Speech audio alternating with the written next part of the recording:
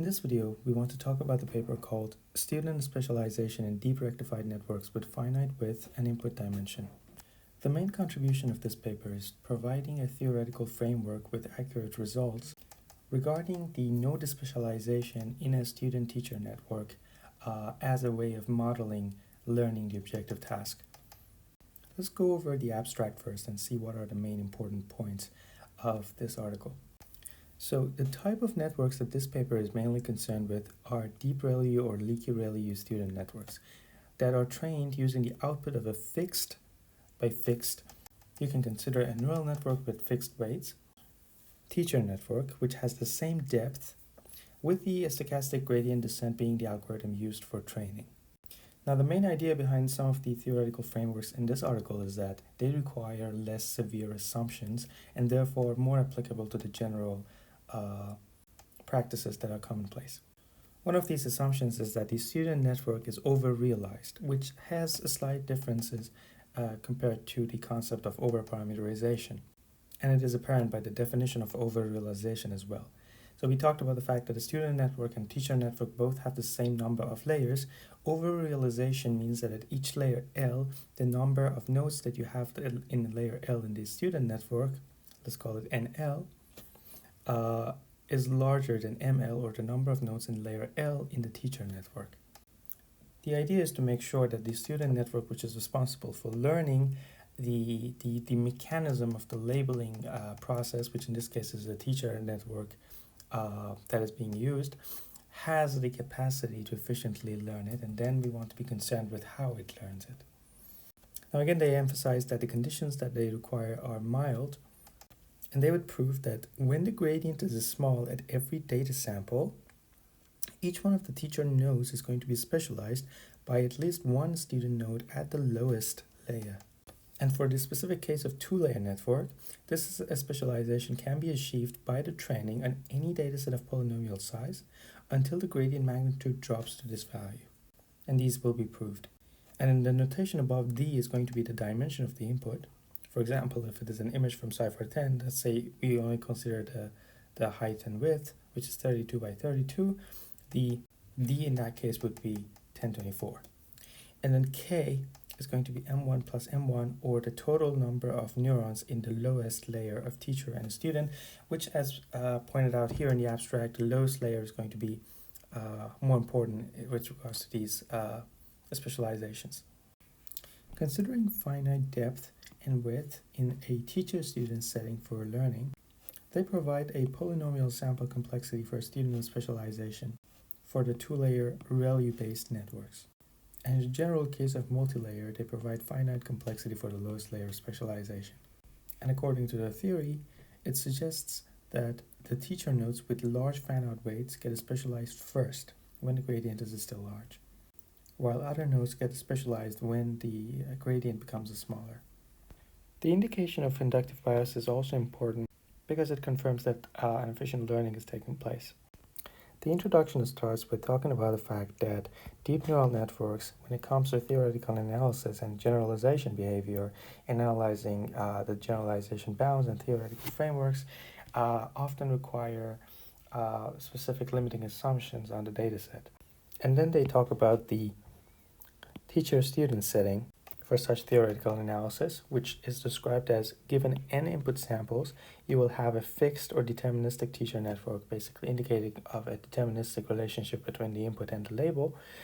And this basically would provide the label for a student model to learn it. They mentioned a long history of this setup for theoretical understanding and talk about the multiple benefits of it. One benefit they mention is that the use of a teacher network would implicitly enforce an inductive bias, and it basically could potentially lead to better generalization bounds, because you're basically assuming a relationship between the labels and the input. And it is true also considering that the worst-case performance on arbitrary data distributions might not be leading to a great analysis for the general datasets. And the second benefit is that, according to papers like this, which indicate that multilayer perceptrons are universal approximators, then the existence of the teacher is often guaranteed, which this guarantee comes from this concept, which is called expressibility. Then they talk about the concept of specialization, which is defined as this. A student node becomes increasingly correlated with a teacher node during the training. Hypothetically, assume if all nodes are specialized to the teacher. That means that the student tends to output the same exact thing the teacher does, and therefore the generalization performance is good. And this is something that has been observed in two-layer networks. However, they mentioned that the assumptions that come with such theoretical works are actually strong, such as the Gaussian assumptions on the input, or infinite input dimensions, or local convergences, a small number of hidden nodes, two-layer settings, etc. So when it comes to this article, in talking about deep ReLU and leaky ReLU networks, when the student network is over-realized, they also focus on student specialization as a task. Considering an observation and the teacher networks and the student networks, which both have the same number of layers, the first thing we need to talk about is the concept of over-realization. This means that if you consider one of these layers, say layer L, and say the number of nodes in the student is NL and the number of nodes in the teacher is ML, for this specific layer L, the student is over-realized, which means that NL is larger than ML, or equal to it. So as a specific way of over-parameterizing the network, this for us ensures that the model actually has the capacity to learn what this teacher model learns. My mistake, what the teacher model represents. They show that when gradient at each training sample is small, then student nodes specialize to teacher nodes at the lowest layer, which means that at the lowest layer, each teacher node is going to be aligned with at least one student node. And the benefit of this thing that they show is that it explains one-to-many mappings between teacher and student nodes, and it also talks about the existence of unspecialized student nodes, which are things that have been observed empirically. Now, the related domains to this type of theoretical analysis is first a statistical mechanics, and then there are neural tangent kernels, and some of the recent works. Now, in the case of approaches that are based on statistical mechanics, they assume that both training size n and the input dimensions d go to infinite, and there are also Gaussian input assumptions, which in this work, d and n can be finite, and there is no parametric constraints on the input data distribution. In the case of neural tangent kernels and mean field approaches, they require infinite or very large width, which in this case finite width would do, as long as the student network is a slightly over-realized, which is an intuitively correct assumption. And in some of the recent approaches, it has been shown that convergence is going to happen in classification tasks for a student-teacher setting when n grows exponentially with respect to the teacher nodes, including the two-layer case. However, in this case, they bring it from exponentially down to polynomial sample complexity in the case of two-layer. And they also validate these findings using numerical experiments as well. So the other assumption is that both the student network and teacher network are L-layered, and then the student network is over-realized, meaning that for each layer L of the class of L, 1, 2, 3 till L, the number of nodes in L is larger than or equal to the number of nodes in the teacher network in the same layer. And then WL, which is basically the weights of transferring a representation from the L-1 layer to an L layer, to Lth layer, is going to be of this dimension. So you can basically represent it as a vector, and if you have a vector and you multiply this matrix by that vector from the left, what happens is that each one of these would be responsible for processing the feature network from the previous, which is of dimension nl-1 plus 1, because of the fact that your weights are going to be this w tilde and b, which is the bias. So each one of them would basically work on the previous features of dimension nl-1 plus an additional bias term, and then they would basically transfer that representation to this new layer. So there's that. Now, when we talk about these w tilde vectors, if the norm L2 of them is equal to 1, we define it as regular weights. This means that the weight vector, which is comprised of this w tilde and a bias, is going to be regular if the L2 norm of this is 1. Then when we're talking about the Lth layer, the activation vector for it can be defined as this, which is going to be the vector, the NL plus 1 dimensional vector, and these ones are all for bias. It's going to be the NL plus 1 dimensional vector in which each one of these elements is equal to the basically each neuron in the Lth layer. Similarly, we have the diagonal matrix of gating function defined as DLX, which in the case of ReLU is what we defined before, and it's going to be like this dimensions. And then also the backpropagated gradient after gating, which is GL, and then again you will have the number of nodes at the Lth layer plus 1 for a bias. So in the notations of this article, X is going to be the input, sigma is going to be ReLU or leaky ReLU, which is the activation that is assumed in this work. So therefore, if I is the indicator of function, which means that if it is 1 when the condition is satisfied and 0 otherwise, you can write sigma x as this, which means that if x is positive, the same value is going to be returned as the output of this sigma. And if not, then if it is the case of leaky ReLU, which means that C leaky is non-zero, then this coefficient, which is smaller than 1, would be multiplied by this. And in the case of normal ReLU, this is 0, therefore this becomes this part, the ReLU function. Then if you consider the jth node in this neural network, fjx is going to be the activation of this node, which depends on the input x, of course. And then there's going to be the gating, which is zjx, and then there is going to be gradient, which is backpropagated and after the gating of node j, which is going to be the gjx. It is important to note that assuming that there is a teacher network and that inductive bias, and assuming that there is a deterministic relationship between the observations and the outputs that the network are trying to learn, there's no need to include y in here, so you can just condition them on x. Now, it is important to note that the f0 of x is basically the input, so it's going to be the x itself, so n0, so n0 is equal to m0, which is basically the dimension of the observation of x. So it's basically the same for teacher and student because the input is the same for teacher and student. And then when we're talking about FL, GL, DLX, all of them are dependent on weights as well. So depending on what the values of parameters are, these values would change depending on the input. But for brevity in this paper, this W is omitted from the notation, and FLX basically means that we are talking about FLX and W. It doesn't mean that it's independent from it, it's just an abbreviation. Any notation that has this a star means that it belongs to the teacher. And one other thing is that the gating, the diagonal matrix of gating functions for the Lth, namely the toppest layer, is equal between the teacher and the student, and is basically the identity because there is no ReLU gating happening at the top. Next, we want to consider the weights in the Lth layer, and we want to compute the derivative of loss with respect to them, knowing that this gradient is what drives the training dynamics and the changes in the parameter set W. The article's notation for the activations of the Lth layer function basically represents this as a NL being the number of nodes in the Lth layer plus 1 for bias. So it's going to be NL plus 1 dimensional column or vector. And given that the parameter set WL is defined as NL minus 1 plus 1 times NL dimensions, you can have the following.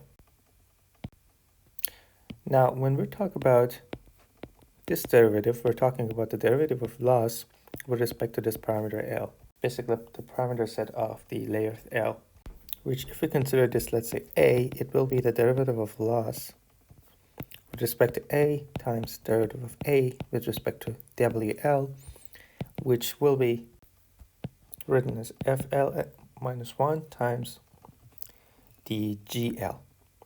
So we know that these are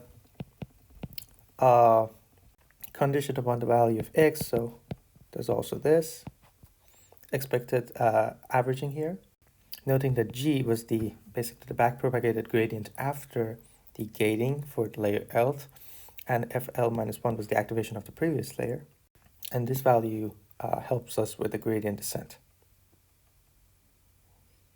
The other thing to note is that this averaging operation takes place over a batch of input observations.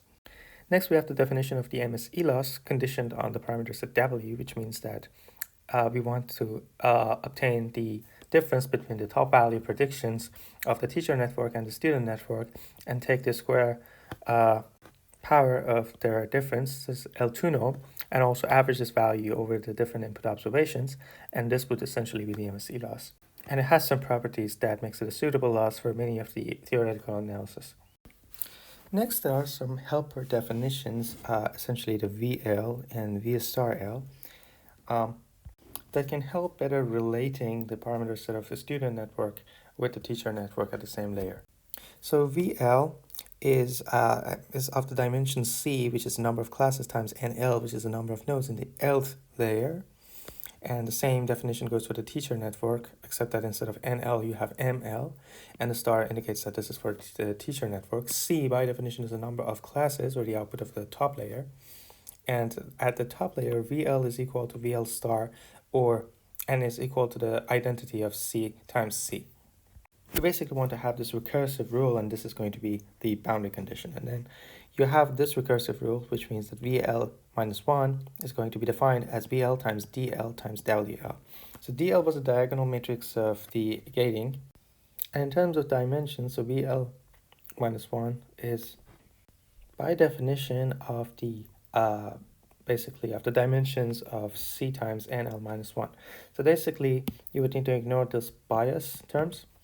And if you look at the dimensions here, you have VL, which is of dimension C times NL, times DL, which is of dimension NL times NL, and the WL, which is NL times NL minus 1. And if you multiply all of this, the dimension is going to be C times NL minus 1. Additionally, based on these V's, they also define AL and BL, which has to do with the correlation between the different layers. So you have, between the same layer in the student and teacher network. And here you have the NL times ML for the definition of AL, and the same thing for the definition of BL, except that instead of the ML, you have NL. And these are defined like this. So for the Lth layer, the A is defined as VL transpose times VL star.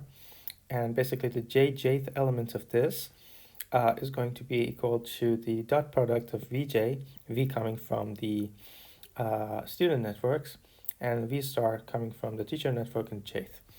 And the B is going to be concerned with the student network only, and it's going to be VL transpose times VL. And the jth element of it is going to be the dot product of jth V and the j primes V.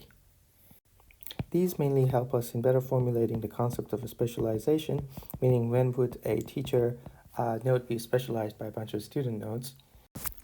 One important question we want to talk about is that considering that we only use the top layer of the teacher and the top layer of the student, and also considering that this work has to do with the specialization of nodes at the lower layers, the question is, can this kind of supervision be carried from top layer to bottom ones? Because if not, it's not trivial why such a specialization could take place. And lemma 1, called recursive gradient rule, has to do with that, and states that at layer L, you have this relationship between the backpropagated gradient at L after the gating, and basically this diagonal matrix of gating function and those helper definitions A and B that we defined. And it states that this equality holds. To prove this, we use induction. If we consider the top layer L, we know that VL and DL, based on the definition given before, are both equal to the identity matrix. Therefore, and by definition, you know that GL also is FL from the teacher minus FL from the student, which in turn means that this condition holds. And now we want to talk about the induction step. Now, as for the induction step, we know that GLX can be defined like this. So this was the definition. And we would use the definition for those helpers A and B and open it up to become like this. So it'll be DL, VL, X. This gets factorized out, and we have this term here.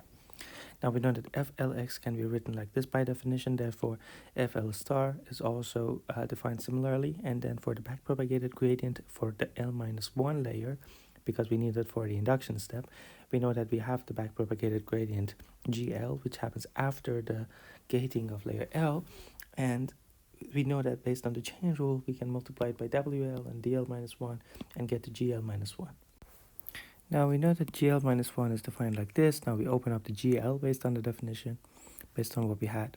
And so it'll be DL-1, WL, and then open GL, which is DL times VL transpose times this. Now we write FL star as DL times WL times FL-1 here.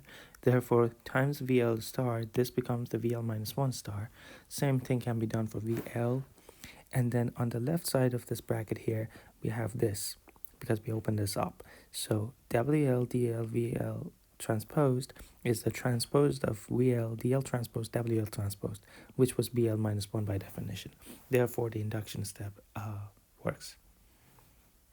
One question that is interesting is that given that the teacher-student model only provides the supervision signal at the latest layer, meaning that you compare the output layer of the teacher network with the output layer of the student network, the question that we have is about the impact of this teacher network in the lower layers, the layers closer to the input, on the lower layers of the student network. And the question is, can this supervision be carried from top layers to the bottom ones?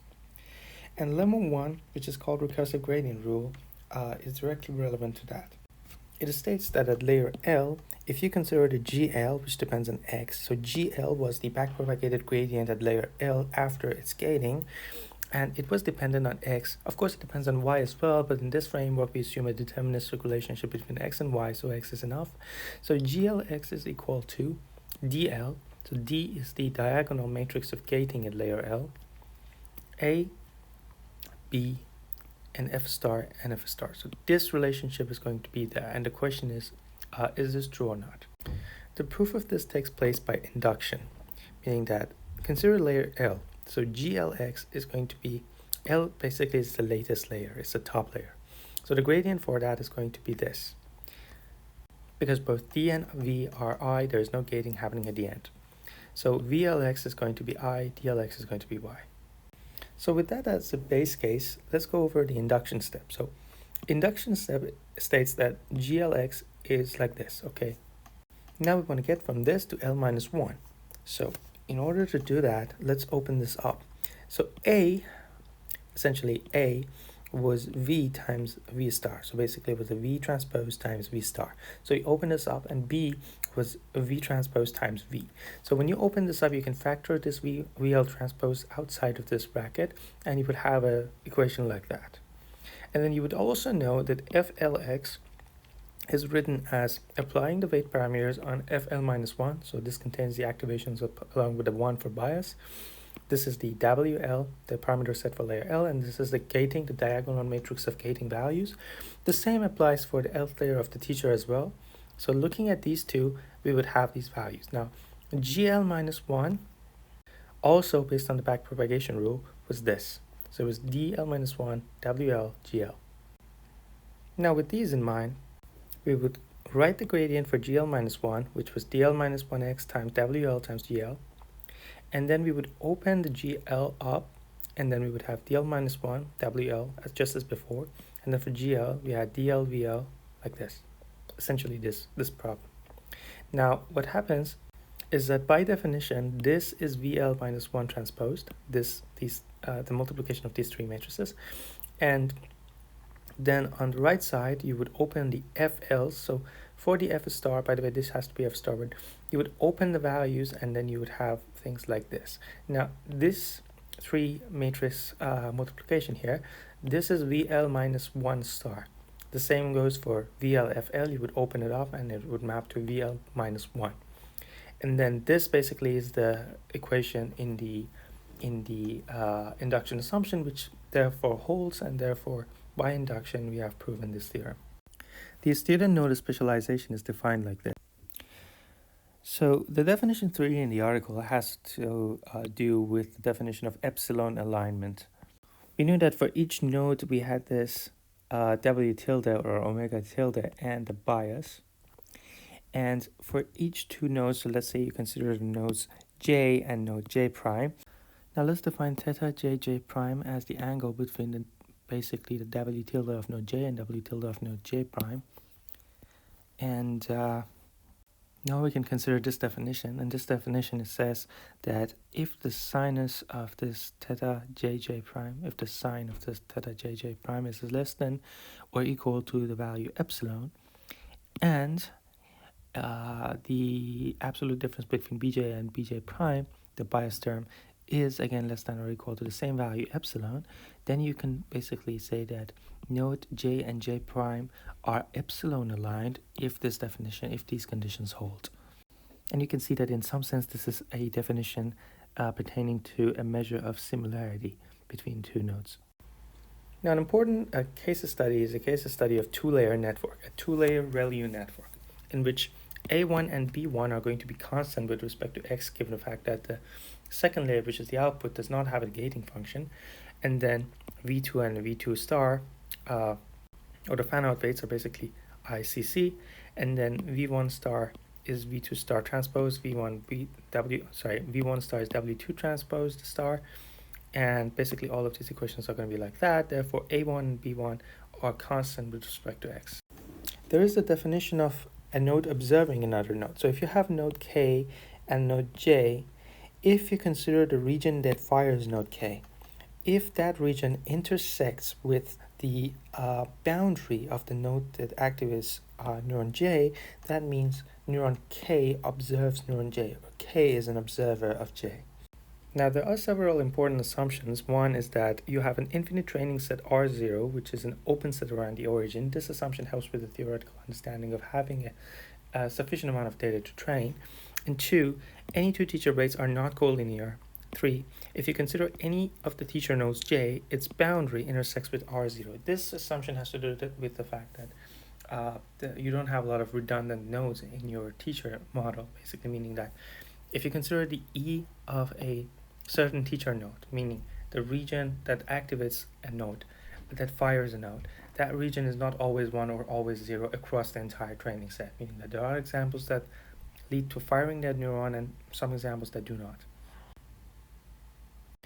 And there's also the zero gradient assumption, which basically assumes that when you make this assumption, you're assuming that the teacher model and student model have gone through the training, and now you want to analyze what in asymptotic settings what the student model has learned. Now, the zero gradient condition means that for any batch you choose from this training set, this essentially the gradient with respect to the parameter set of any layer L, which is defined as basically the average over the elements of the batch, the average of FL minus 1 times GL transpose, which is basically the outer product of the activation of the L minus 1 layer and the backpropagated gradient after gating of layer L. And you assume that this equals 0. Theorem 1 is the student specialization theorem, which states that with the previous assumptions, meaning the zero gradient, infinite training set, non-redundant teacher neuron, etc., with those previous assumptions, and if you have a node J that is observed by a node K with alpha Kj not being 0, and alpha Kj was basically the V of K times basically the dot product between V of K and V star of J. Now, if these conditions hold, there is going to be at least one node with 0 alignment or exact alignment with node J. That means you have at least one student node that is specialized to the teacher node. Now we want to discuss lemma 2, which means that under the zero batch gradient assumption, if you have a data set of n elements and the zero batch gradient assumption holds, then either if you consider an element from this data set, say xi, then either the gradient at layer L is 0 or the FL minus 1 is equal to 0. We know that this relationship between the gradient that this formula holds. Now, if we assume that it is 0, we can take each one of the elements like this for each example and define it as ui. Therefore, this relationship can be turned into this sort of summation. And then with Gaussian elimination, you can show that for I1 and I2, for two different indices from this data set, you would have the ui1 be equal to ui2. Again, the ui is defined as the gradient and f, basically the outer product of gradient and f. So with this assumption, these are going to be the same. Therefore, for an x, this has to be 0, then all these u's have to be 0. These u's are outer products, so for each one of the examples, either f has to be 0 or g. A more complicated case is when the maximum value or the maximum element of the gradient of loss with respect to the parameters of layer L is less than or equal to a positive or a small positive value, epsilon. So in that case, you would open this up. So W was basically, you could write it as a summation. There are going to be some details, such, for example, why we don't have like an average here, or why don't we have 1 divided by the cardinality of Bj. These coefficients are not important. You can ignore them for now. So you would have this like this. So for comparing the u for one of the indices and u for another one of the indices, you could basically create two batches that are different only in two of their examples, meaning that one example in one of them is I1, the other example in one of them is I2, everything else is the same for both of them. So you could basically write this exactly like this. So this is going to be an exact equation. Now you can use the properties of norm and basically open this up like this. So we know that you have one batch here, you have one batch here. You know that based on this relationship, both of these are less than or equal to epsilon. So this thing is going to be less than or equal to 2 epsilon. And this basically is less than or equal to 2 epsilon. Now, you know that you have WL, which is equal to this, basically the summation of these UIs on a certain batch. Now, you would basically pick one element and then you compare everything else to that element, which means at max you're going to have b times that element minus b minus 1 times 2 epsilon of that element, less than or equal to epsilon. All this basically would lead to is a limit on the magnitude of the gradient, therefore meaning an approximation of the theorem for the case where we had like a zero assumption. To better see this part, let me just add this to it. So we know that this equation holds, right, by definition. And UI was, again, the outer product of f and g. We know that this holds. And then we showed this relationship for these. You know, in order to show that, we basically would pick a certain UI. So we would basically add b minus 1, this b is the cardinality of batch of this UI to this, plus, let's call this j this time, uj minus ui. So this is essentially equal to the above, right? So here you would have b ui, and this would mean that b ui infinite plus b minus 1 to epsilon is less than or equal to epsilon. Note that since we are looking for an upper bound and since these values, it's the basically absolute value of them, which is less than or equal to 2 epsilon, we would consider a negative sign here, and then you would basically have the same things as before with the upper bound, which is comprised of this formula.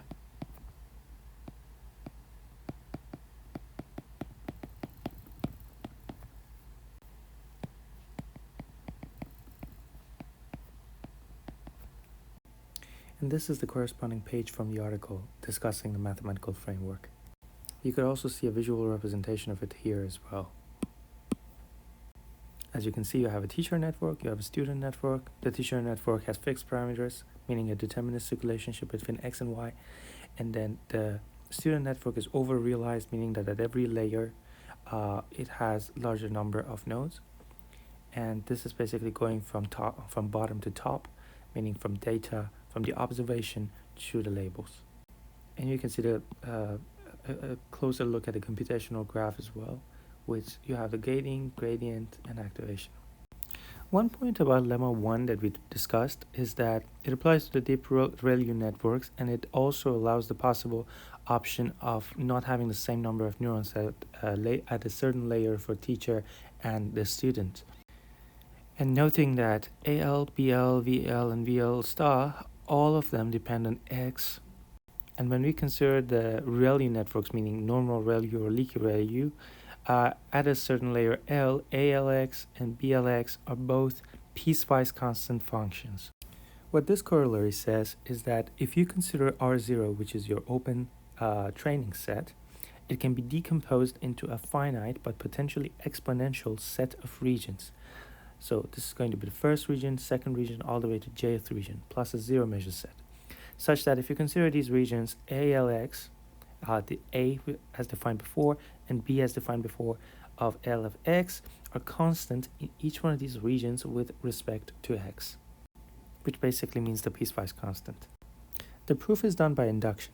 The base case is the last layer for which VL and VL star are both the identity matrix, and therefore AL and BL are constant, therefore piecewise constant.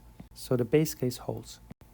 Now for the induction step, we remember these two recursive rules for defining V, and given that we are considering a ReLU function, we know that DL and DL star are piecewise constant, and we know that WL and WL star are constant with respect to x.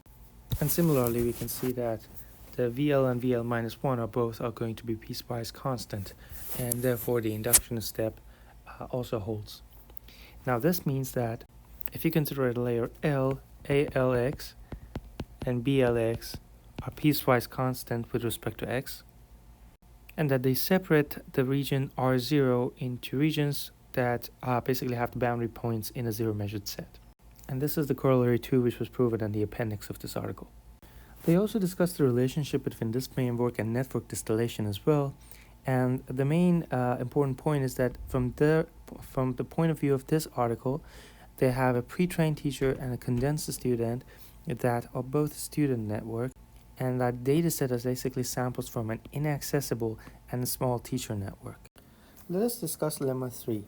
The assumptions are you have k ReLU functions fjx, which are all defined like sigma, so this is going to be the ReLU function wj transpose times x. And then for each one of the j's, 1 to 3 all the way to k, you have these ReLU functions. So you have k ReLU functions. These are, again, similar to the activations of k nodes.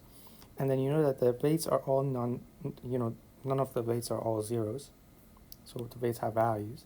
And then no two weights are collinear. So this is another assumption that you have. Now, theorem states that under these assumptions, if you have a summation like this, meaning that a coefficient cj prime times fj prime x over all these j primes of k, if this is equal to 0 for all of the x's that are d plus 1 dimensional. Remember, f had d dimensions from w and 1 dimension from bias.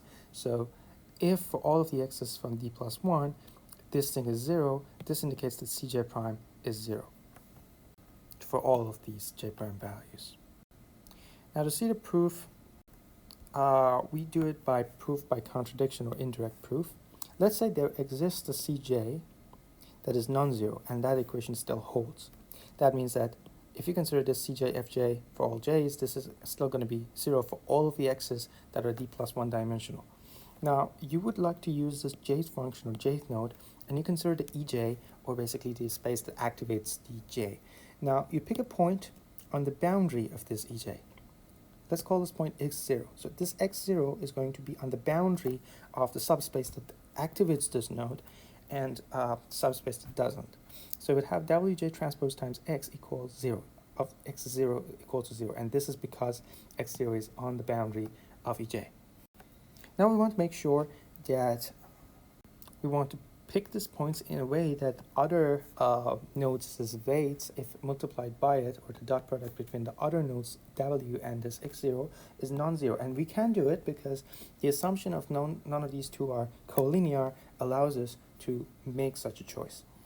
Once we do that, the other aspect is that we want to consider a ball of radius epsilon over this x0, which is defined here. So you could consider this x0, and by defining this set, you consider the ball of x0 and epsilon.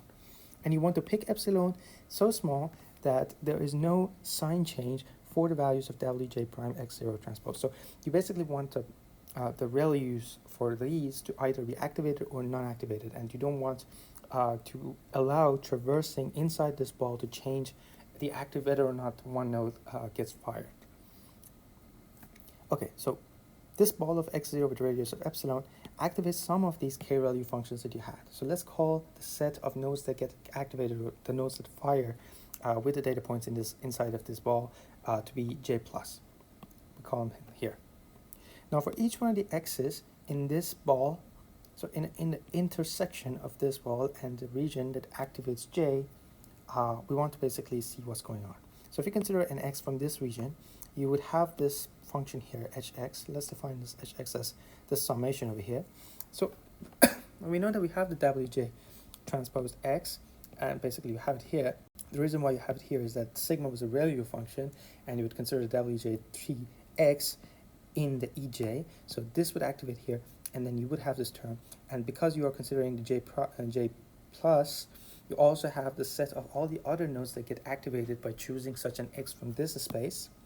So you basically would have this equation amount to this, and then you would have this equation equal to 0 because this was the assumption of the theorem. Now, we look at this, basically this edge, and we look at the edge x0 plus ek. Ek is the unit direction in the kth dimension times epsilon, which is a scalar, minus edge x0, and we know that this is going to be equal to the epsilon times cj wjk, wjk again here, because we are considering the ek, everything else becomes 0.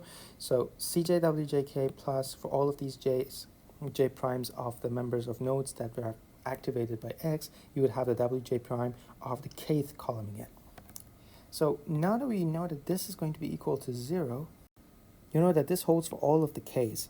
That basically means that if you consider the w tilde, which is weights, minus the bias, you have the cj wj tilde plus the summation. You know that this summation is essentially for all k's equal to 0, so you would vectorize it over these d dimensions, and you would have this equation holding here. Now, we would basically go back to the equation, basically the assumption here, which was this, and would plug them in inside this w, and since that takes care of the w tilde component of the w, the only thing that remains is the bias terms. So you would have this equation here, which means that cj bj plus all the way. And forgive me, there should not be a tilde here. So this is, again, bj.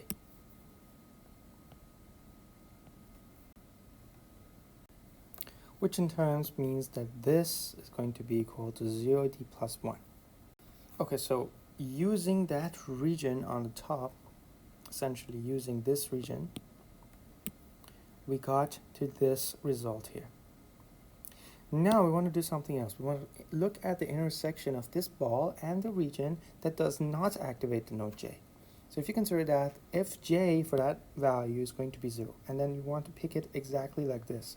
So you would have x prime minus x0, x prime equals x0 minus the normalized wj direction, so e and times epsilon. Okay, just to confirm, this is epsilon, and this also belongs to this ball. So this is basically, this is the in notation, that's the value epsilon. Now, we would pick it like this, and again, because it is in the ej complement, we know that fjx prime is 0.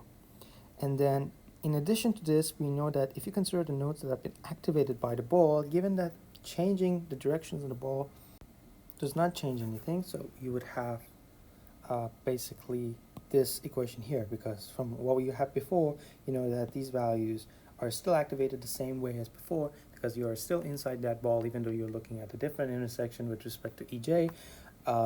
You would have this equal this, and you assume that cj is not 0, but you showed that cj is equal to a coefficient times this, and then you showed that this coefficient also is 0, which is a contradiction, therefore cj is 0, and the theorem holds.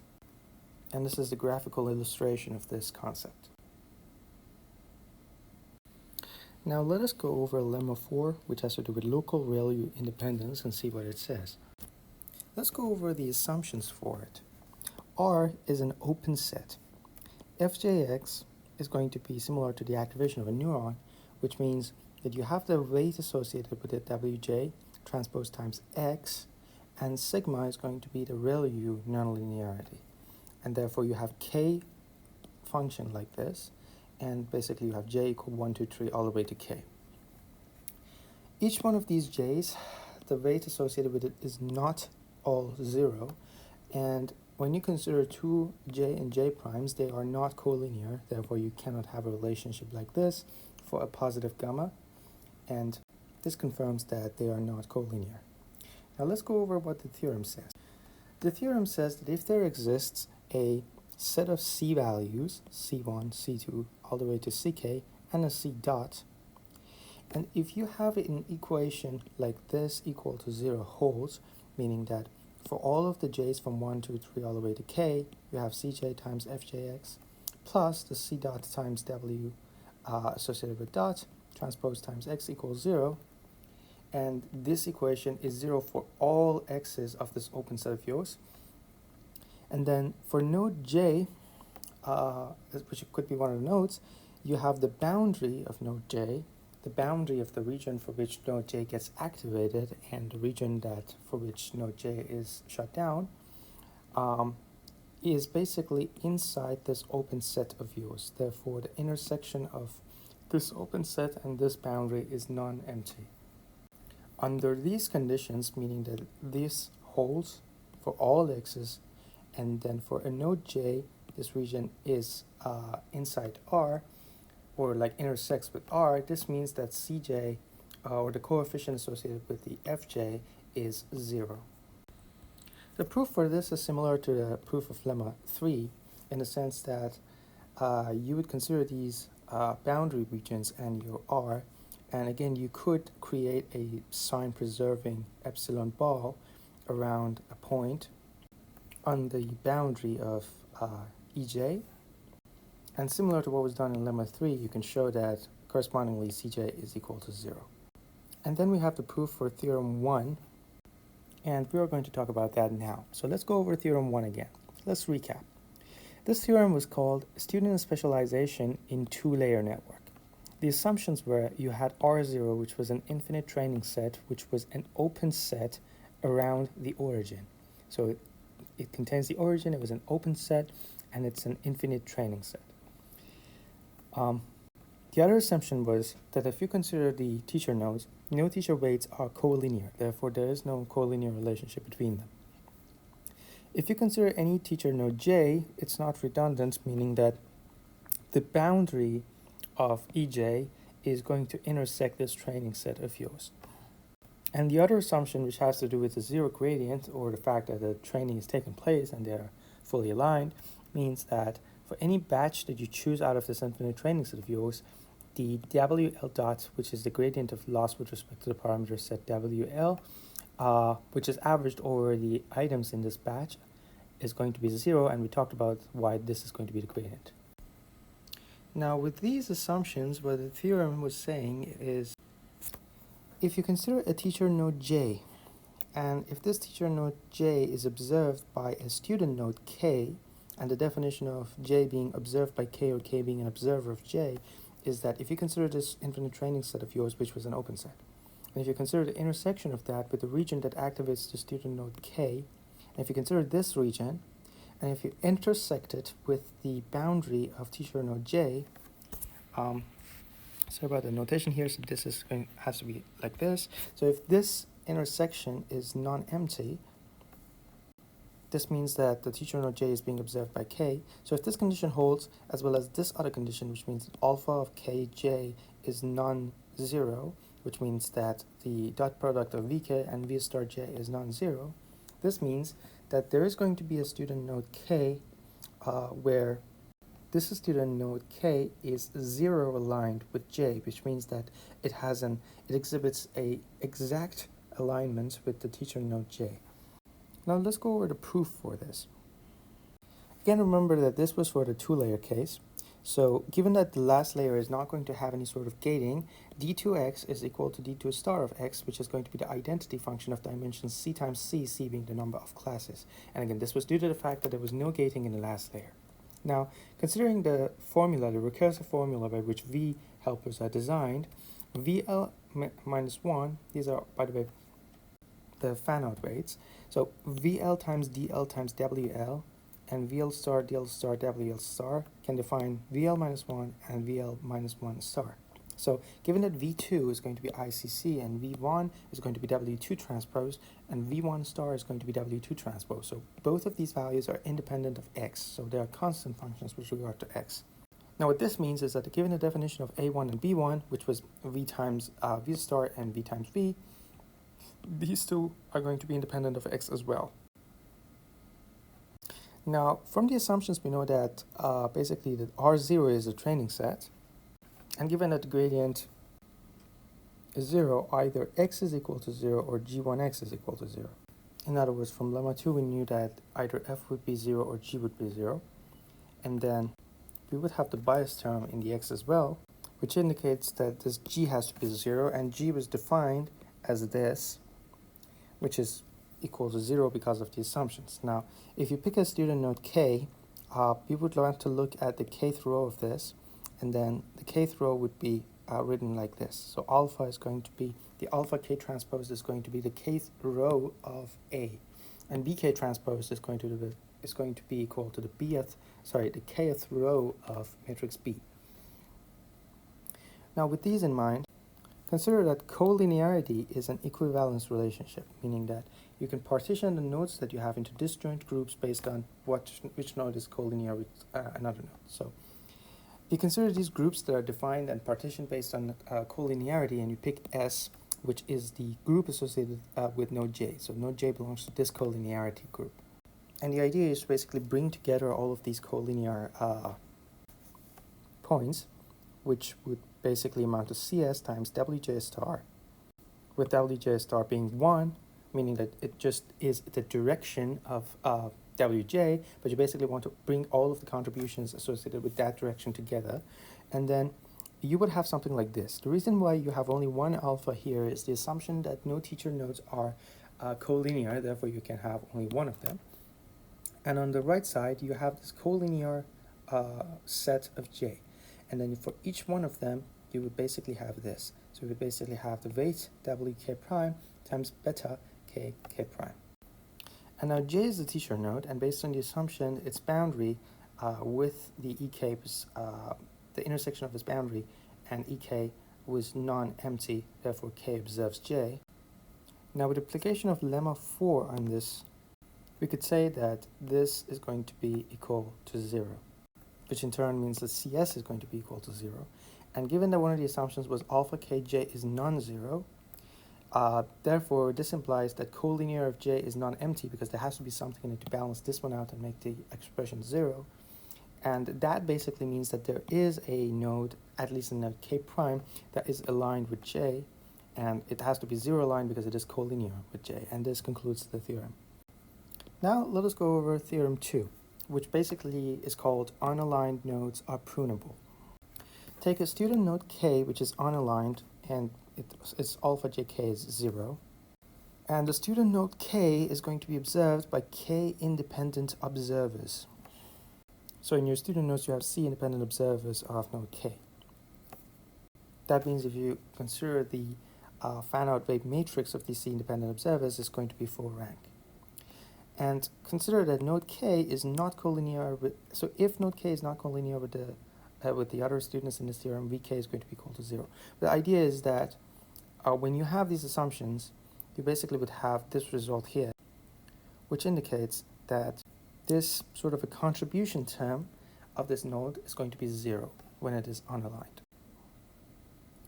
To see this, we could use the zero gradient assumption, and you have to consider the collinear group of the node k, which is the node in question. And then for each one of the k primes, each node k prime, which is a member of the collinear group of k, you would have beta k prime, which is going to be equal to this. So if this is 0, this means that Vk prime is 0, therefore the result of the theorem holds for that case. Now, let's consider the other case, which means that there is a k which is coming with a non-zero Vk, and you consider that it is collinear, it belongs to the collinear of k. Now, with this assumption, we have to have this result here, which means that if you consider all of these collinear k elements, and if you consider the beta of ko, ko is one of the observer nodes, any of the observer nodes, the beta of ko k prime times this coefficient here, which is the magnitude of the wk prime, the norm of wk prime, this summation has to be cancelled and has to be resulting in 0.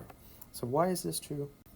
Again, consider the gradient and then the zero gradient assumption. Now there is this node k which is unaligned, so for now let's just consider one of the bk zeros. You know that this operation has to be 0, which means that if you look at the equation over here, and if you consider the collinear group of k, you would have k prime, a member of collinear k, you would sum over the k primes that are members of collinear of k, and then for this observer node, you would basically have beta k0 k prime times this, because you could basically normalize and bring this out of the directions, and let's say this w warp second is going to be the same direction as k with a unit norm. So we basically have this coefficient times this plus everything else equals 0. We noted that k is not aligned with any of the teachers, and we are considering all the collinear elements. Therefore, with this sort of summation, you could apply the previous lemmas in there and basically conclude that this term is going to be 0, which basically means that this term is going to be 0, and now we can use this result. Now we consider the fact that we had C independent observations.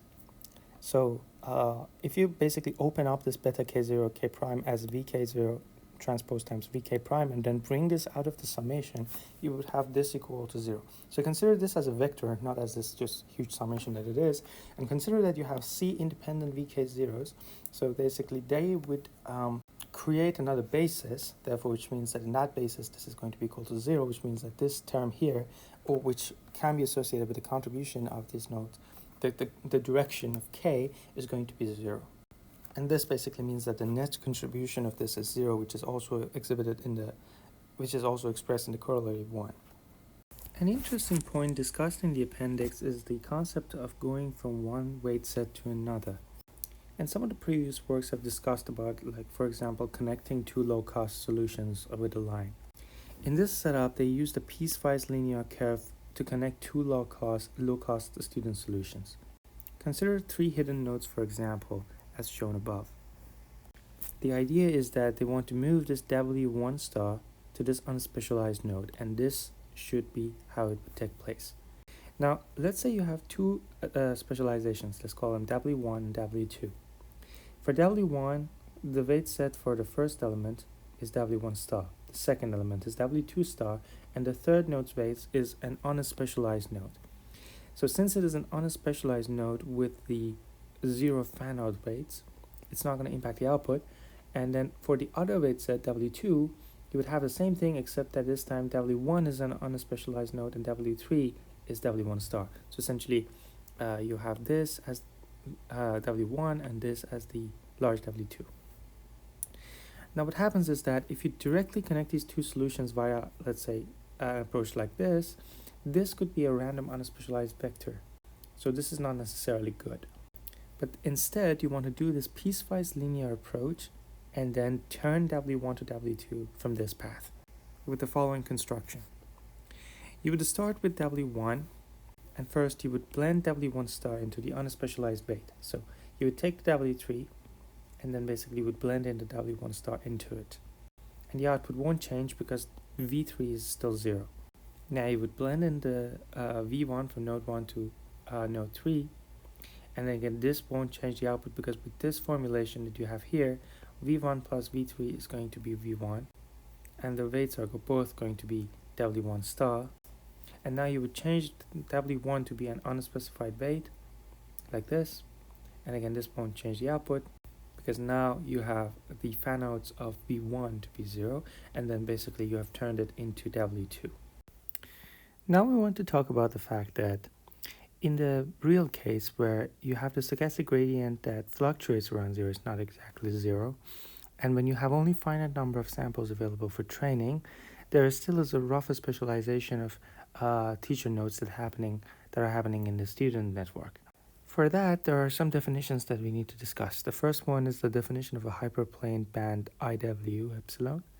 This is defined like this, and considering a certain vector W and a certain hyperparameter epsilon, you have all of the x's for which the absolute value of the dot product of this W and those is less than or equal to epsilon. And if you write it as ij epsilon, and the notation of this article means that you're using the W from node j, or basically the weight set of node j. The second definition is the eta mu dataset. So a dataset is called the eta mu dataset if there exists an eta and a mu both positive, so that for any regular weight, meaning that the norm of the weight parameter, that the W tilde of it is 1, the number of samples in the hyperplane band, and we will basically show it like this. So this is a number of samples in this data set in the hyperplane band of IW, which is essentially equal to the cardinality of the intersection of D and the hyperplane band IW epsilon. So a data set is eta mu if you consider this number, this is less than or equal to eta times epsilon times the cardinality of the data set plus D plus 1. And that for any regular W like this with a bias of 0, you would basically have it like this. Which means that if you take your data set and you remove the hyperplane band of IW of 1 divided by epsilon, the number of elements that remain are essentially the same as the number of elements that remain with this equation. Remember, the bias was 0, therefore the dot product of W and X is going to be like this, and given the fact that you have 1 divided by epsilon, and you're looking at the complement of it with respect to the universe of D, you would have this value here, which is going to be less than or equal to this, where ND is the cardinality of the pure data set. Now, what does this question mean, the eta mu data set? Equation 6 means intuitively that if you consider a hyperplane band WTX, basically a hyperplane band defined by this equation, meaning that defined by epsilon and W, it cannot cover all of the data points in the data set. So in some sense, it is a high rank condition for the data set. Noting that given the dimension of the vectors is D plus 1, there always is going to be a hyperplane W0 that is going to pass around any D plus 1 points. Therefore, the number of elements for this is going to be D plus 1, which is for the boundary condition of W0 time transposed X, or the dot product of W0 and X being 0. And equation 7 comes from the Chebyshev inequality, noting that if you have this probability, meaning the probability of the magnitude of dot product of W tilde and X tilde being larger than or equal to 1 divided by epsilon, this is going to be less than or equal to the epsilon 2 variance of dot product of W tilde and X tilde. And this basically brings you to this. Now let's consider another assumption, that if you have two teacher nodes J and J prime, they are not epsilon 0 aligned. This is the first assumption. This is similar to the teacher nodes not being collinear or 0 aligned. This is like an approximation of that. The second assumption is that the boundary band ij epsilon of each teacher J overlaps with the data set. This is similar to that, the boundary condition that the boundary of E is intersecting the infinite R0. So in this case, the boundary has to overlap the data set, meaning that if you consider the number of points in the data set that are like this, these are larger than or equal to tau, epsilon, and D. This basically means that we have sufficient samples near the boundary of each teacher node, and that will help identifying the weights of the teacher node J correctly. They also assume proper data augmentation as well. The definition of data augmentation in this case is like this. Given a dataset D, we construct the augmented version of this dataset D as a teacher agnostic augmentation D like this. So this is basically the equation. So you have D itself, and then for every one of these elements 1 all the way to D, meaning for each one of the dimensions, you would take this and you would augment X like this. And in a somehow similar manner, you would have the teacher avert version of the augmentation as well, meaning that this time, in addition to the data, you also depend on the parameter set of the teacher. Now, with this data augmentation, with a polynomial number of samples, and for the two-layer specialization, we want to show that it actually happens. So the objective is the two-layer specialization with polynomial samples in theorem 3. So you say that if you choose an epsilon between 0 and epsilon 0, and if you choose this between 0 and 1 for any finite data set with this n, and for any teacher that satisfies the assumption 3, and the student trained on the augmented version of the data set, for which if we consider the parameter set of the student, for any epsilon between 0 and epsilon 0, if you consider the hyperplane band ij epsilon of a teacher node J, it is observed by a student node K. And also the assumption of a small gradient, which is this. Now you want to show that there exists a student K prime, so that J, the teacher node, and K prime, the student node, are epsilon aligned. Now let's also take a quick look at theorem 4. Now if you have a teacher aware augmentation this time, this also shows that some sort of a specialization happens. And theorem 5 is basically showing this for a multi-layer network. Now let us go over the discussion of the main theorems that have been mentioned in this article. Let's go over some lemmas and definitions that will assist us in discussing the next theorems. The first one is lemma 5, called relation between hyperplanes. Consider Wj and Wj prime as two hyperplanes that are distinct and for which we have theta tilde jj prime to be the angle between the vectors w tilde j and w tilde j prime, and also having that w tilde j and w tilde j prime are both unit vectors with having a norm of 1. The theorem states that there exists a vector, let's call it uj prime, which is orthogonal to wj tilde, and that if you consider the dot product of wj prime with this uj prime, you will have the sign of the theta tilde jj prime. To prove that such uj prime exists, let's make that. The paper suggests that you can define it like this.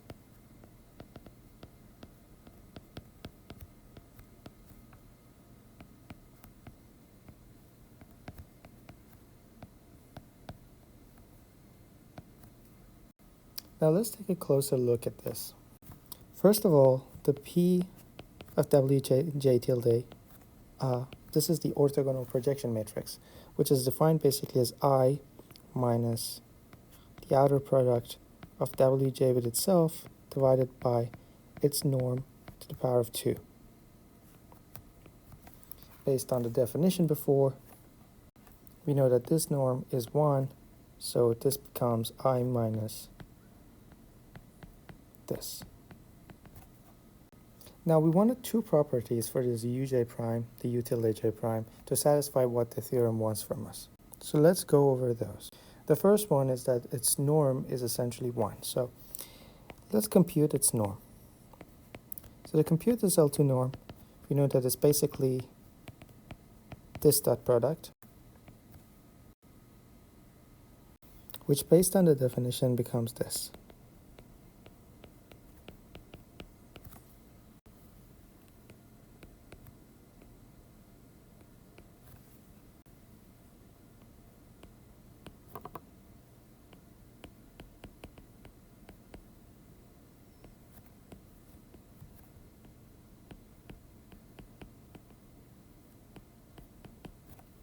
Sorry, this t here is extra.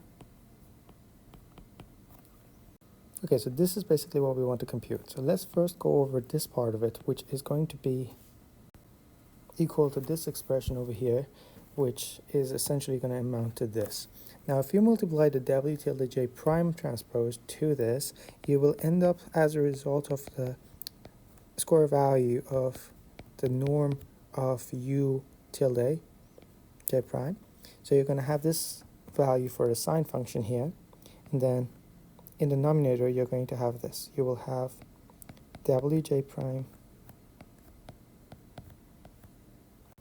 and you know that this value is essentially 1, and then you would have minus wj prime tilde wj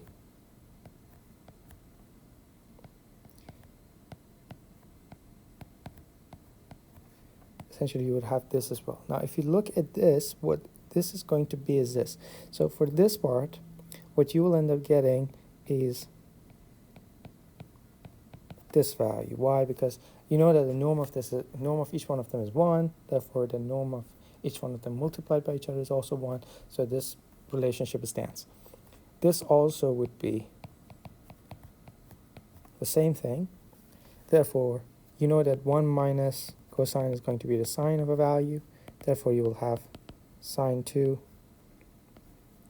Sorry, this is the correct relationship. So on the numerator you have sine 2, and on the denominator you have sine 2 as well, so it's going to be 1, which concludes that if you consider this, the norm of this u tilde is going to be 1.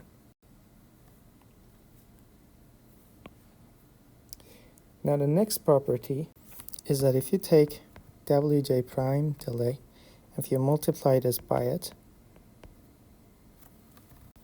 you are going to end up with this. Now let's see that in practice. Similar to before, you will have this equation here, and everything is going to be essentially the same, except that on the denominator you will have the power of 2 of the sine of theta tilde jj prime, and on the denominator you will have the power of 1 of this, so the whole thing is going to be the power of 1 of sine of the theta tilde jj prime, or the angle between the wj and wj prime. And another property that we wanted is that this uj prime, which is defined based on j, is going to be orthogonal to w tilde of j, which is clear by definition because you have been considering the orthogonal projection based on wj. So if you consider the wj here, and if you want to consider the dot product of that and u tilde j prime, it's going to be essentially this.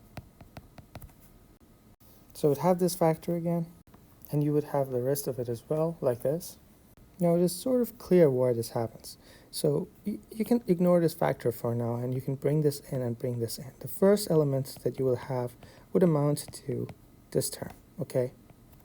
This is going to be the first element. The second element is going to be this.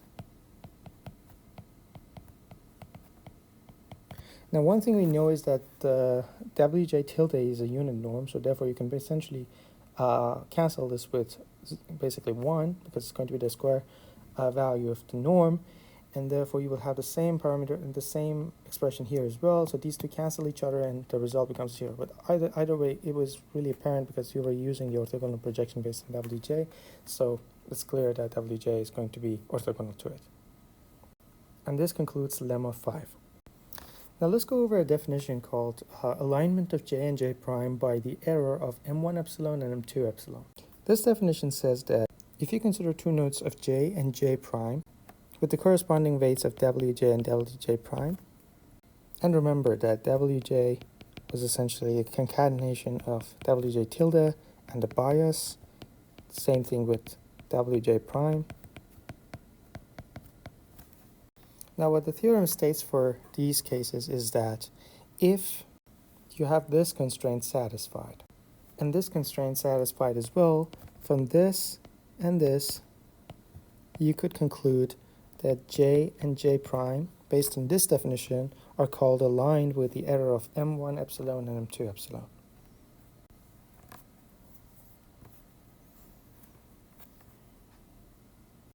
Definition 10 talks about constrained eta dataset. What this definition says is like this. If you have a weight vector w, and if you have epsilons less than or equal to a epsilon 0, and if you consider a dataset d prime, which is the intersection of the dataset d and the hyperplane band iw epsilon, so epsilon is less than or equal to epsilon 0, you have d prime, which is d intersection with iw of epsilon. So if you have these assumptions, now if for every w prime such that w prime is regular, meaning that the norm of the w prime tilde is 1, and the w prime tilde is orthogonal to w tilde, so these two conditions hold. So if for all of the w primes such that these two conditions hold, the cardinality of the intersection of d prime and the hyperplane band iw prime of epsilon is less than or equal to a eta value defined based on w times epsilon times the cardinality of d prime plus d plus 1. So if this holds, then by this definition you would call d prime, which was defined as the intersection of d and the hyperplane band iw epsilon, this d prime is going to be called a constrained eta dataset. One thing to note is that you could pick this eta to be arbitrarily large, therefore if you basically choose this eta to be infinite, it'll be a constrained eta dataset, no matter exactly how d prime is defined. Now let's go over lemma 6.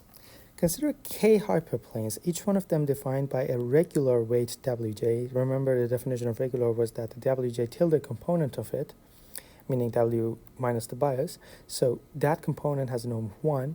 So you have k hyperplanes, each one of them defined by this wj's, and you have two constants, two positive constants of epsilon and gamma. And now consider a hyperplane j, and correspondingly the constrained eta dataset of D, which is going to be a subset of ij epsilon. Now we go over the lemma with these assumptions. Now the first case is basically the first condition is the cardinality of D being larger than or equal to gamma plus 3 times k times d plus 1.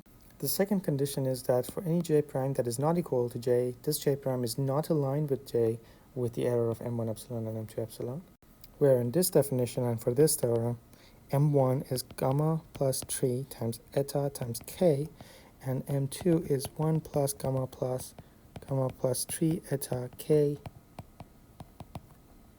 this.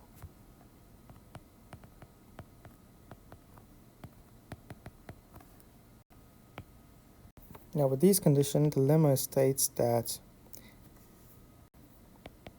there exists a x being a member of this data set such that for any j prime that is not equal to j, x is not a member of the hyperplane band defined by ij prime, gamma, and epsilon.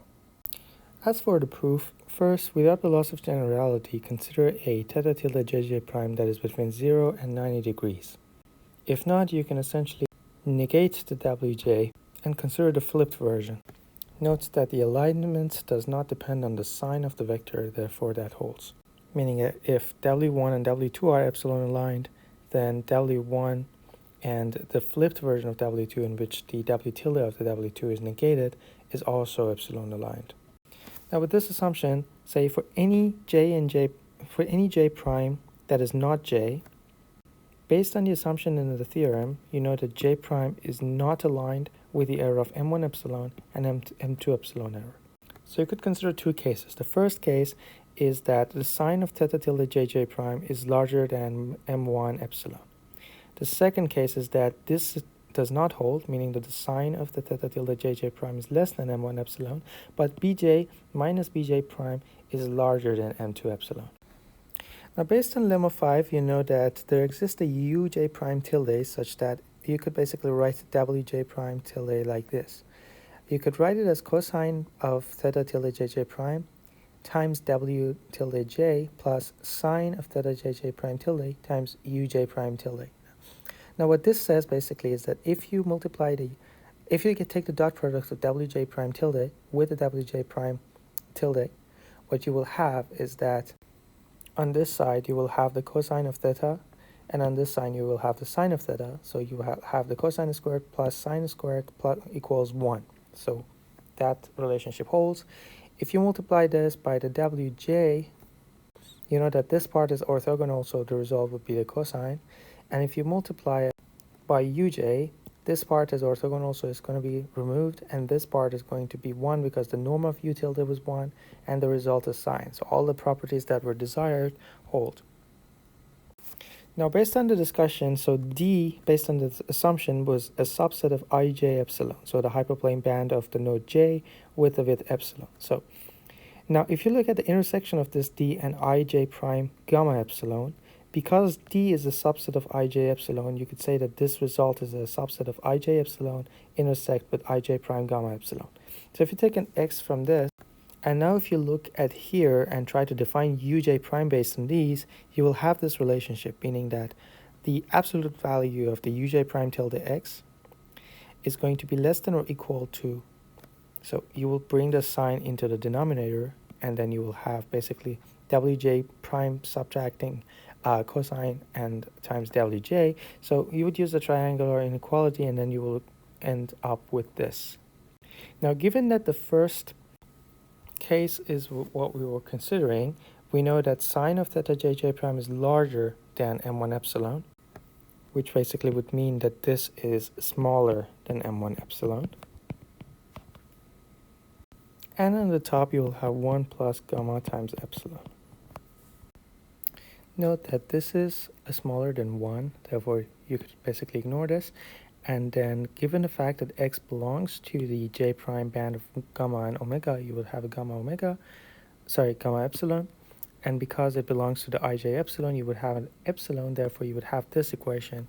And based on the definition that was given in the theorem, m1 can be substituted in this, and you would essentially have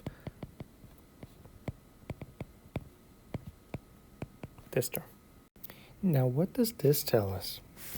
If you consider the cardinality of this set, nd of ij prime gamma epsilon, and given that we are interested in x being a member of D intersecting ij prime gamma epsilon, which is a subset of ij epsilon intersection ij prime gamma epsilon.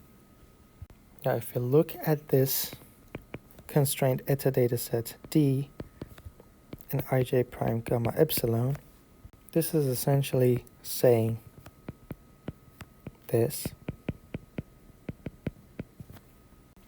And given that relationship, we know that it is smaller than this.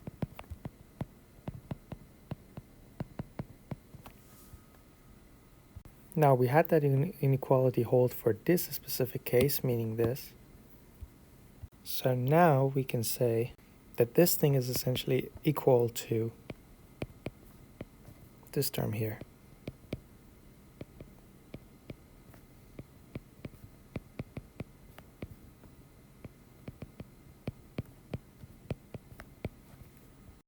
Now since D was a constrained eta dataset, you would have this equation holding. So you would have 1 plus gamma 3 plus gamma eta k times eta times nd plus d plus 1, which this eta cancels this eta, and you will end up having this. So here is one bound for this term from case 1. Now let's go over case 2. So we had x being a member of D intersection ij prime gamma epsilon, which D was a subset of this, so you would have this intersection being a subset of this intersection. And then we defined that wj prime can be written like this, given that based on lemma 5 such uj prime exists, which means that if you consider the dot product between the wj prime and x, which is this term, you can write it like this. Now, because this holds, note that wj prime transposed x is this.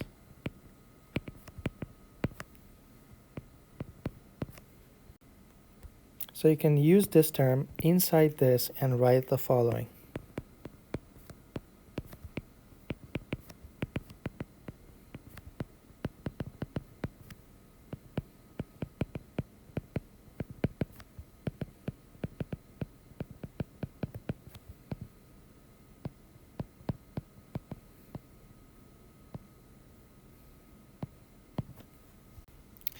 Now, let's look at this again.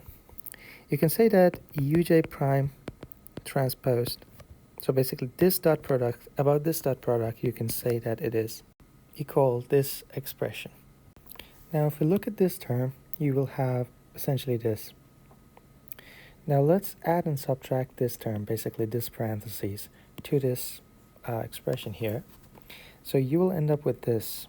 So you will have wj prime transpose x minus 1 minus cosine of theta tilde jj prime times this minus the rest of it. Now, based on the lower bound of this norm of summation of certain vectors, you will have this being larger than or equal to the absolute value of the bj minus bj prime, the norm of bj minus bj, the absolute value of bj minus bj prime, the wj prime x, the dot product of them, wj dot product x, and you will have 1 minus cosine of this times this, and given that x was a member of the hyperplane band ij epsilon, you know that this is larger than this, therefore you can substitute and you will have this lower bound. Now when you go and look again at this, with this newfound lower bound, and you can use the bounds found before to arrive at this point. So essentially the sign of theta jj prime, because we are considering k2, was smaller than m1 epsilon. So this means that this is larger than this fraction because you're using the inverse of this m1 epsilon. Now, based on the fact that case 2 had bj minus bj prime, the absolute value of this being larger than or equal to m2 epsilon, you also have this here. Now, 1 minus cosine of theta jj prime, given the assumption that theta is between 0 and 90 degrees, this cosine is a positive value between 0 and 1, so 1 minus this is less than or equal this. Therefore, you know that this is this value. And again, this is less than or equal this, which we knew had this relationship. So we substitute m1 epsilon here. It was times the absolute value of bj. And then based on the fact that x belonged to the subset of this, you would have epsilon here and gamma epsilon here. Then you would basically cancel out the epsilon from denominator and denominator, and you will arrive at a lower bound like this. Now, according to this, we will have these count here, which based on material discussed in definition 6 and related to the Chebyshev inequality, you will have this.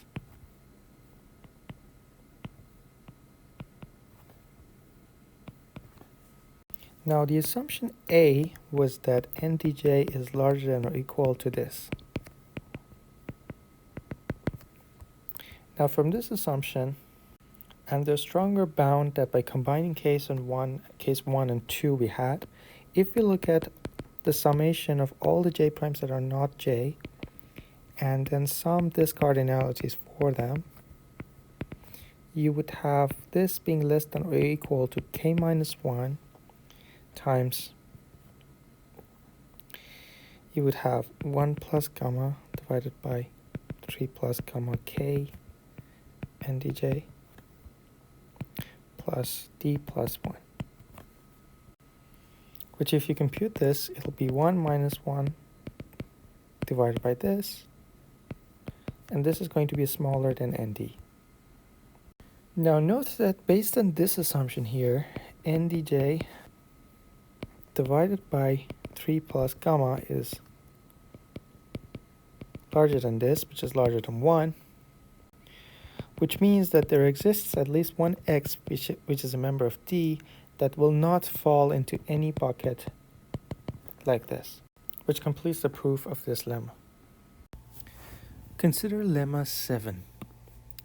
In this lemma, define hx as follows. So you will have k nodes basically, and k weights associated with these nodes, indexed by j prime. And then each one of them have this coefficient cj prime, and then you also have c dot w dot transpose times x. So you define hx like this. Then assume that there exists a x which is corresponding to some degree to node j, meaning that xj belongs to the hyperplane band ij epsilon l. This means that the wj transposed x, or the dot product between wj and x, have the absolute value of less than or equal to epsilon l. And then it does not belong to the hyperplane bands associated with the other nodes with this higher bound. So you can say that there is a low margin for the node that is associated with it. So x is closer in some sense with than like a specific higher upper bound. And then it is further by a distance larger than a lower bound than other nodes. So you could kind of like see it that way. But then again, this reads that xj belongs to the hyperplane band associated with node j with the margin epsilon l, and it does not belong to the hyperplane bands associated with other nodes with a larger margin epsilon h.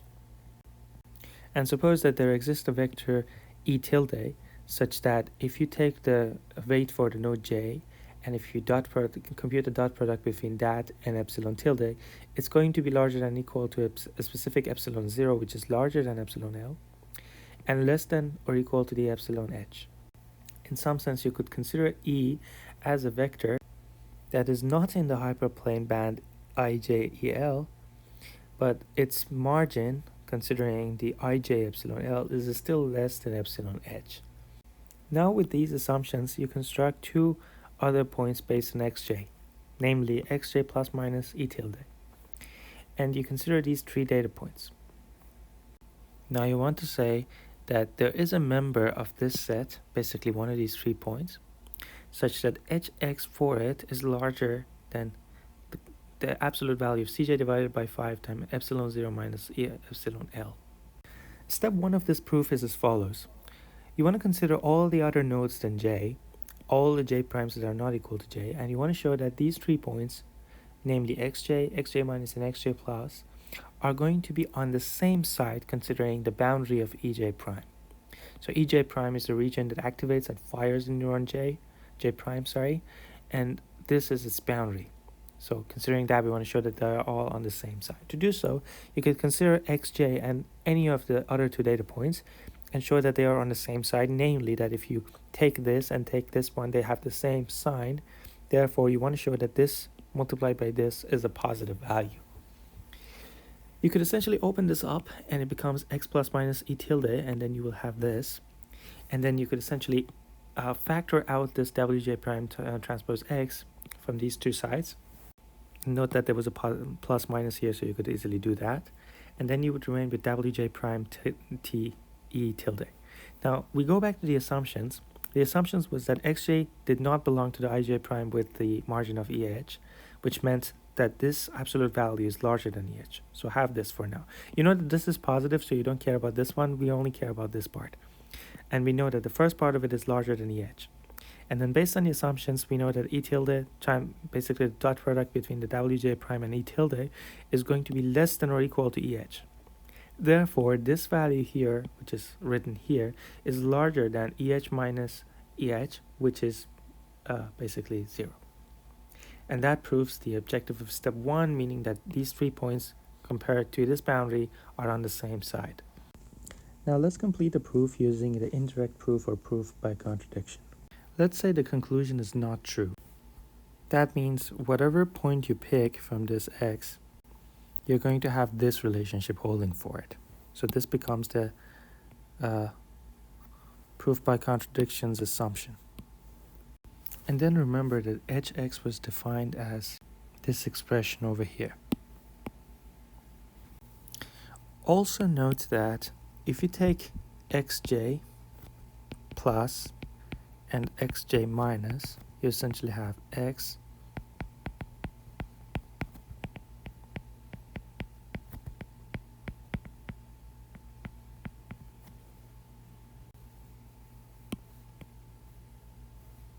Now with this in mind, let's consider this equation.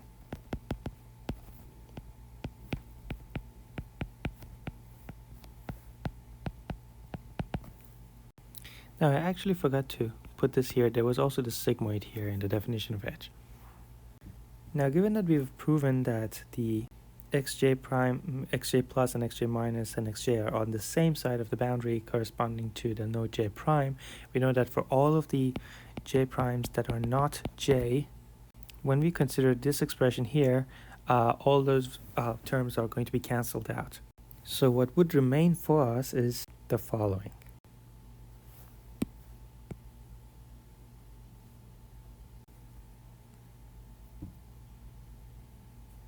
Now let's go back to the assumptions. First, we know this, and also we knew this. Now what this means is that if you take this expression over here, this is going to be larger than 0. Therefore, you can remove this sigmoid. And also for this case, given that you have this relationship over here, this is going to be smaller than 0, so you could say that this is 0 and cancelled out. Now if the dot product of wj and xj is positive, then you will have, now if wj transpose times xj is larger than 0 or equal to 0, when you look at this expression over here, you would know that this is basically 0, and then for this you could remove the sigmoid, and then because this is larger than or equal to 0, you can remove the sigmoid for that as well, and then you would have this equation over here, which based on the fact that xj plus is xj plus e, you could write it like this and end up with this. Note that we know that this is larger than wj transposed xj, and we know that this is also larger than epsilon 0, so you can say that this thing over here is larger than or equal to cj epsilon 0 minus this.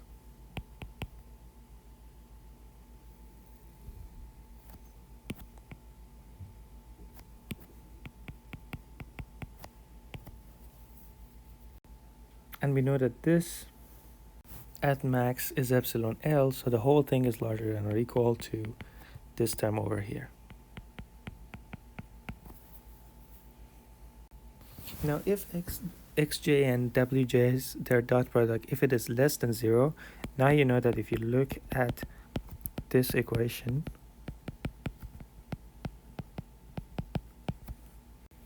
you would end up with cj wj transpose to xj plus.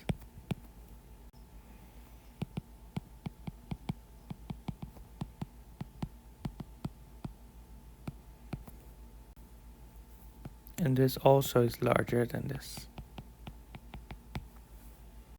However, these two are in contradiction with the assumption. The reason why it is in contradiction with the assumption is this.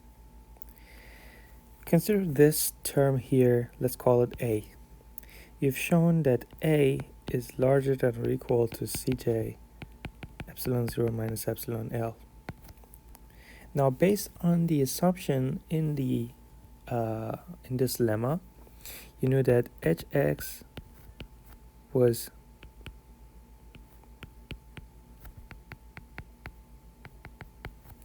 like this.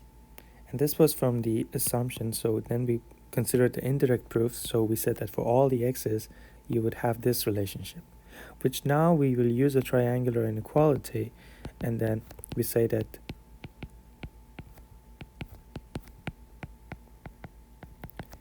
this is going to be less than or equal to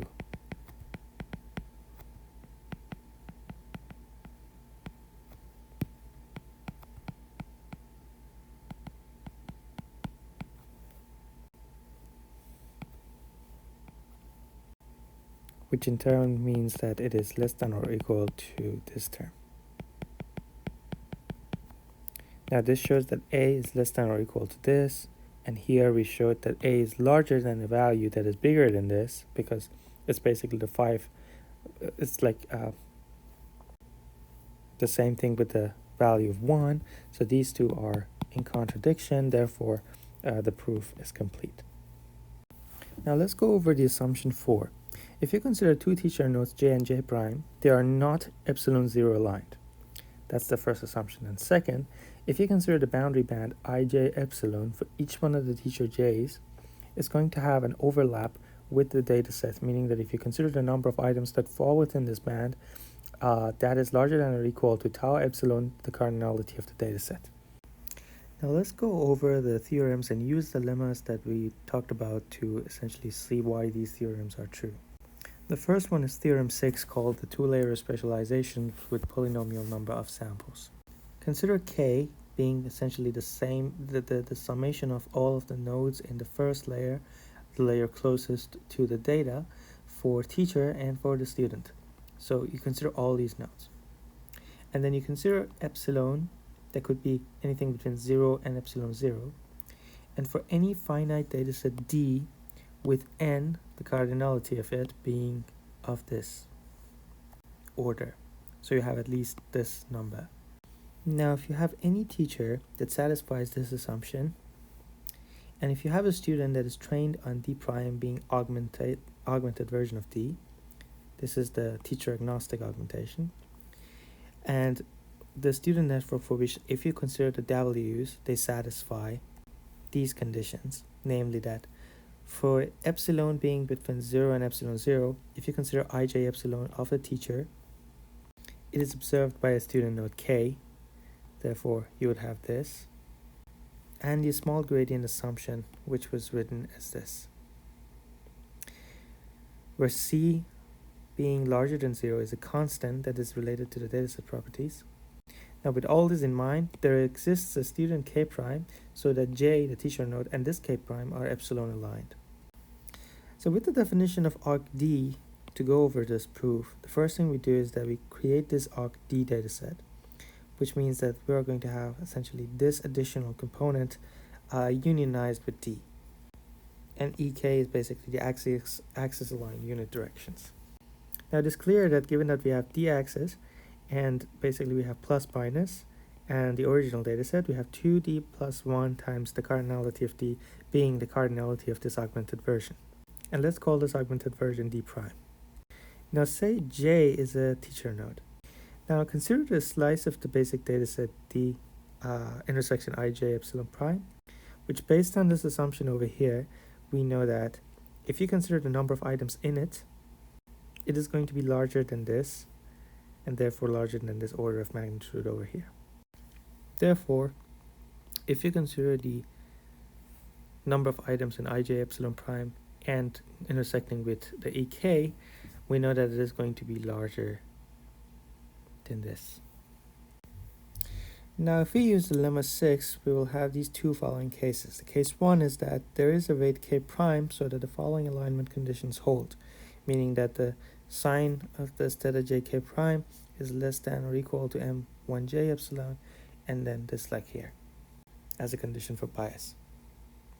Now, if you consider the constant c in a way that you will have these two, therefore you will end up with this, which proves that j and k prime are epsilon aligned.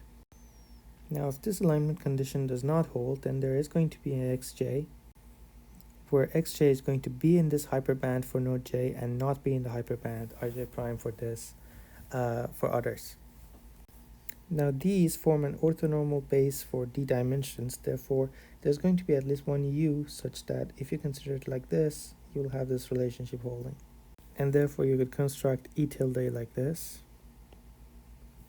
And now if you apply lemma 7, and knowing that the additional samples that are required are still in the aug-D, you know that there will be a x being a member of augmented versions of dj, such that you will have this equation from lemma 7, and this would result in contradiction. Similarly, you have theorem 7, which is two-layer specialization with teacher-aware dataset, the teacher-aware augmentation with polynomial samples. Now let's go over the assumptions first. You have an epsilon larger than 0, less than or equal to epsilon 0. You have a finite dataset D with n being of this order. And then you have a teacher network W star being the parameter set of teacher network, satisfying the assumption that was mentioned above. And the student trained on the D prime, which is the teacher-aware augmentation, whose weights, the student weights, satisfy these two assumptions. Now, there exists a student k prime so that for the teacher node j, k prime is epsilon aligned with it.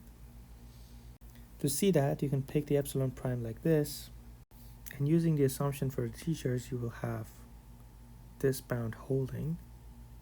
And if you use gamma equal 2 and lemma 6, you would know that either there exists a student k prime so that j and k prime are epsilon aligned, or if not, there exists an xj such that xj does not belong to ij, does belong to ij epsilon, and does belong to the rest of them with the epsilon high of 2 epsilon prime, and therefore you can set e tilde like this, and then you would know that this equation would hold with the assumption of regular weights.